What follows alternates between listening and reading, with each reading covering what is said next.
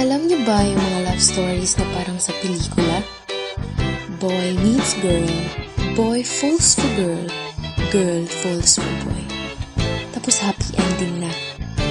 Pero itong kwento natin, medyo iba.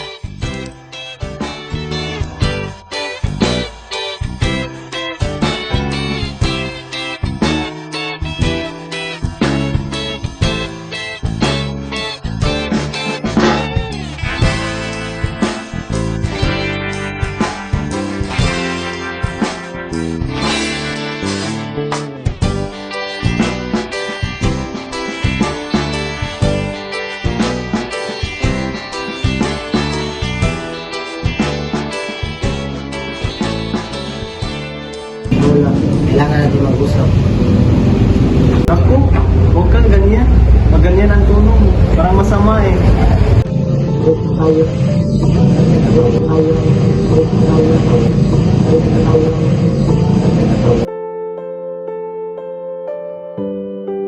Lucas, loko ka talaga. Ano to, Frank?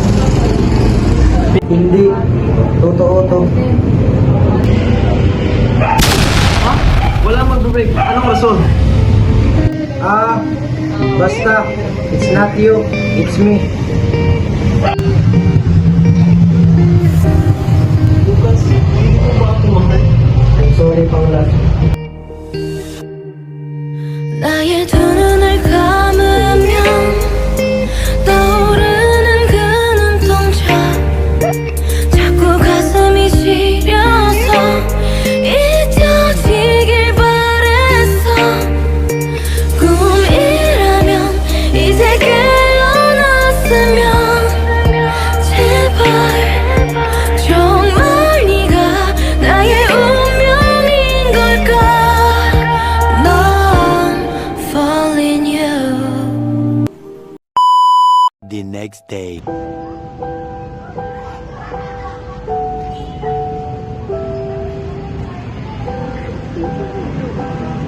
Lucas, hindi mo na ako kinausap. Ako pa yung iniwan. Grabe ka. Gusto ko ng comfort drink. Extra pearls, extra sugar, extra pagmamahal.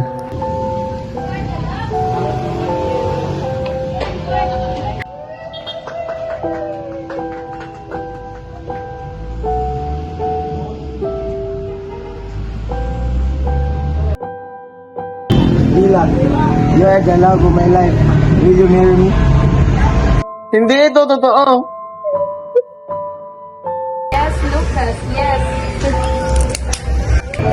Hindi man lang ako iniwan. Napalitan agad. Propose agad. Anong nangyayari sa mundo?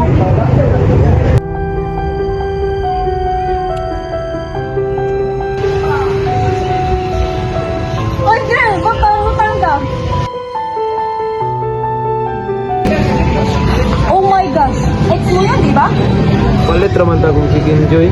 Anong kini pa man ako nakita? Anong gagawin mo? Simple lang. Papailapin ko sa pila sa naiwan niya sa buhay. Kumanda ka. Papatayin kita sa tao.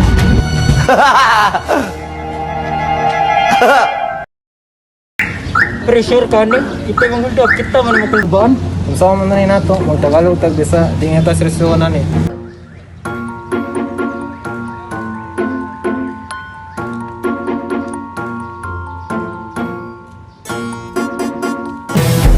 Ano ba kayo, kuya? Pancho? Char lang! Oh no!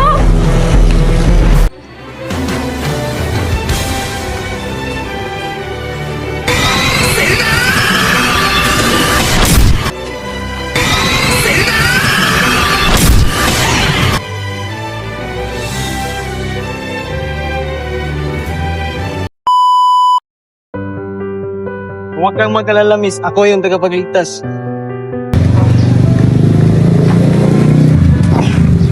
May marag sa'yo pinatong karalpaat ba? Watay respeto as oldapir.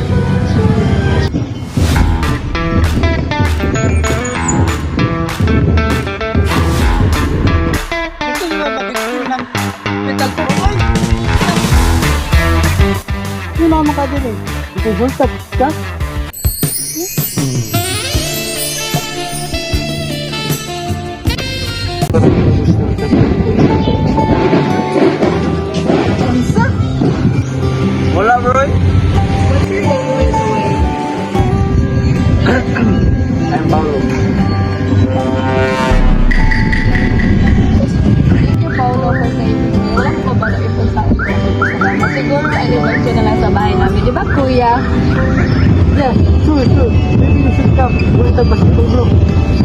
Sir bro.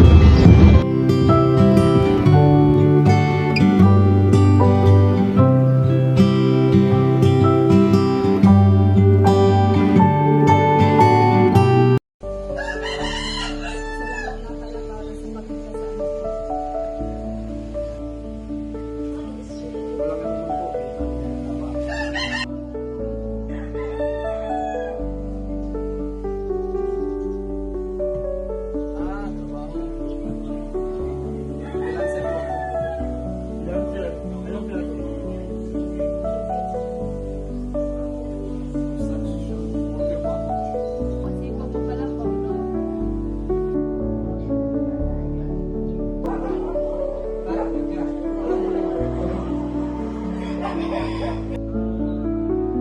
Bangay. Ang laki. Grabe.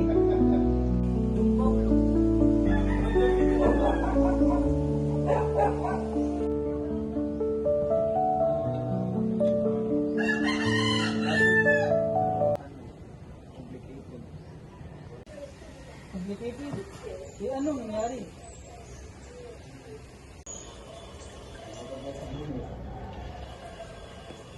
Ang sarap po ng pagkain.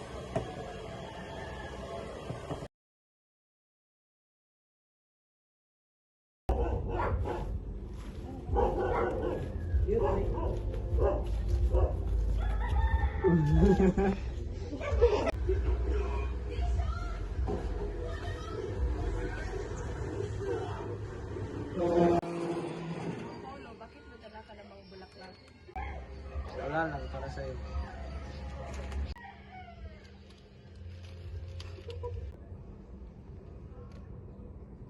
Wait, ikaw na naman. Palagi ka na lang may dalang bulaklak. Parang delivery driver na kita.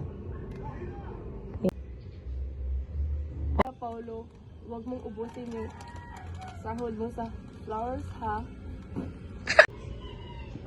Hindi naman. Saka ano ka ba? Hindi lang ikaw may flowers.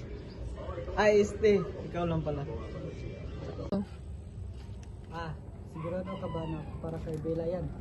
Baka naman meron kang ibang binibigyan. Anyway, para sa'yo talaga yan, Bella. Sige, pasok na tayo.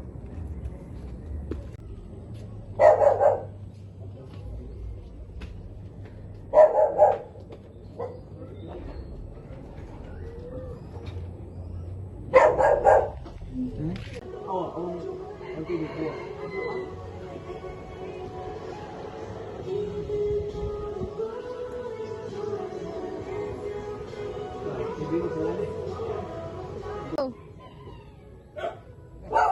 Tao po! Oh, si Lucas yun.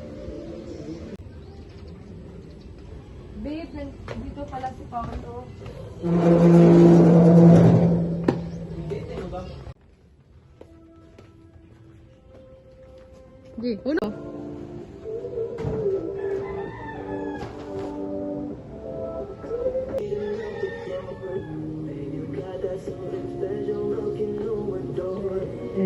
Paulo, meet Lucas, my fiancé. Lucas, meet Paulo. Ang nagligtas sa akin sa mga hold-uppers. Si Paulo. Oo, ako si Paulo. Kuha muna ako ng tubig, ha? Feel at home lang.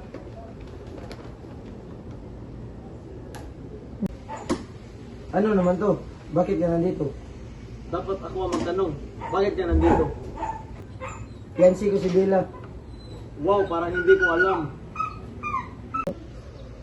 Hindi kita naintindihan, Pao. Ano to? Plano mo ba to lahat? Hindi ko to pinano. Paula, Bella is a good person. Huwag mo siyang idamay.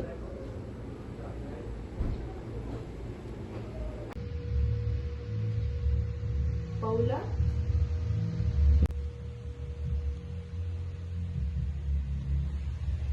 Paulo? Paula? What is this?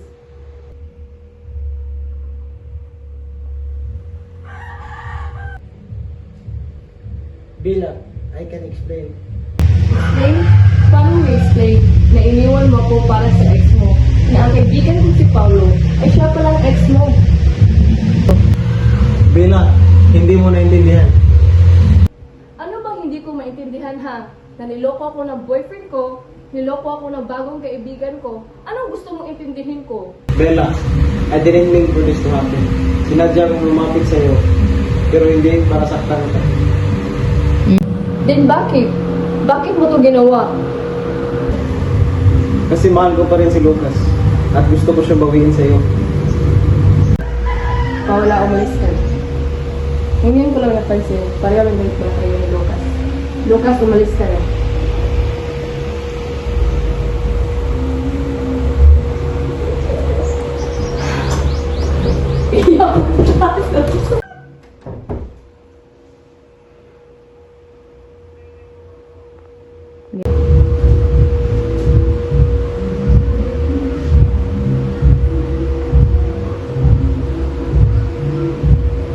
Bella, Bakit ganun to eh? Ako na lang palagi yung pinipili nilang saktan. Hindi mo kasalanan, Bella. Kahit gaano pa tayo pagluto, may mga taong mananakit pa rin. Akala ko nahanap ko na yung kaong totoo sa akin. Andito pa rin ako. Totoo ako sa'yo. Salamat ko, pero sa ngayon, kailangan ko muna maging matatag para sa sarili ko. Yan ang Bella na kilala ko.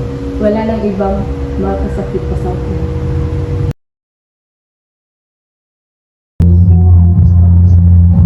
alam kong ako may kasalanan.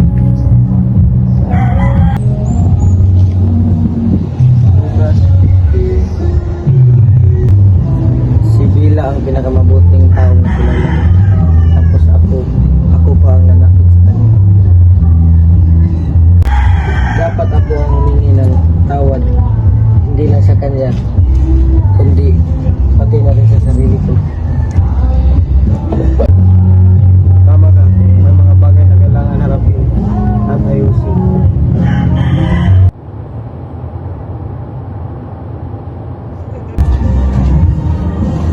Atid na kita. Bukas, harapin ko si Bella.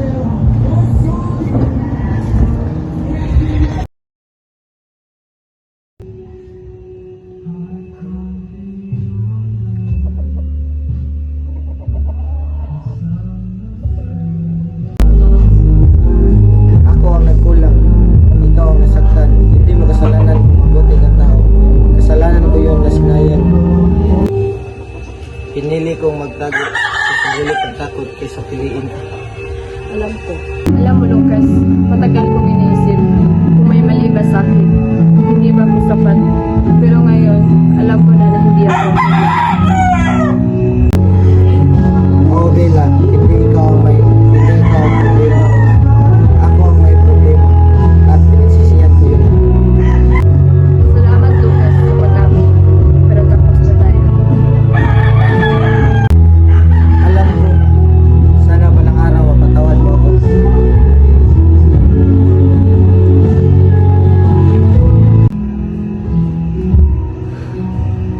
Napatawad na kita, pero hindi ibig sabihin yun. Babalik pa ako sa dati.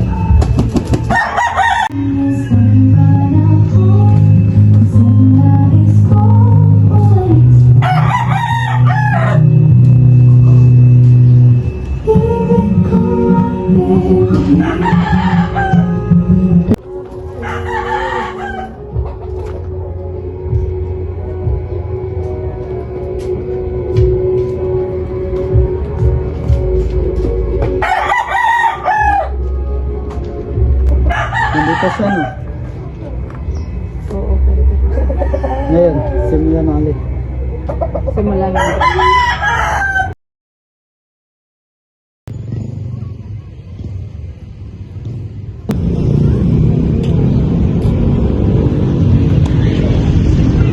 Alam mo, gato ko sa'yo. Ang bigat na wala sa dibdib ko. Sabi ko nga eh, kahit masakit, first step naman ang lesson. Pwede ba ako naman ang sa'yo? Kung sakali, may taong dumating na mahalin ako. Kahit hindi mo sinasabi. Magiging okay lang ba? Uy, masaya. Kaya nila po.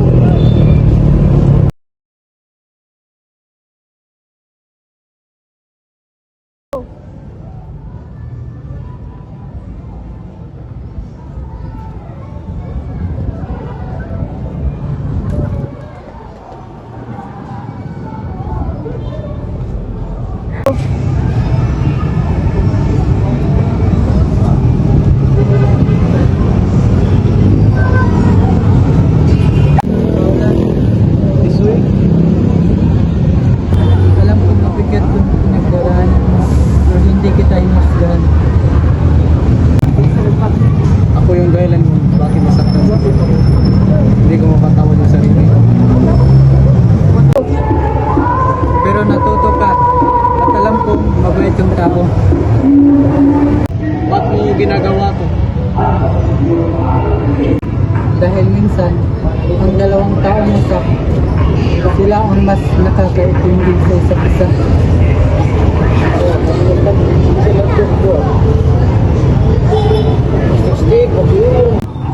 Wait lang.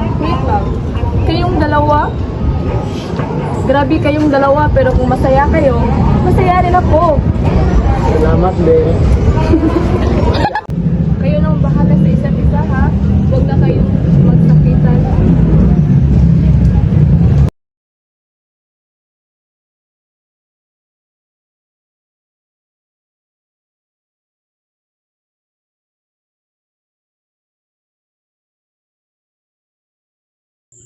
At sa kwento na to, natutunan natin na hindi lahat ng love story ay tungkol sa paghahanap ng taong mahal natin. Minsan, kailangan lang natin buksan ang ating mga mata at makita ang taong nasa harapan natin.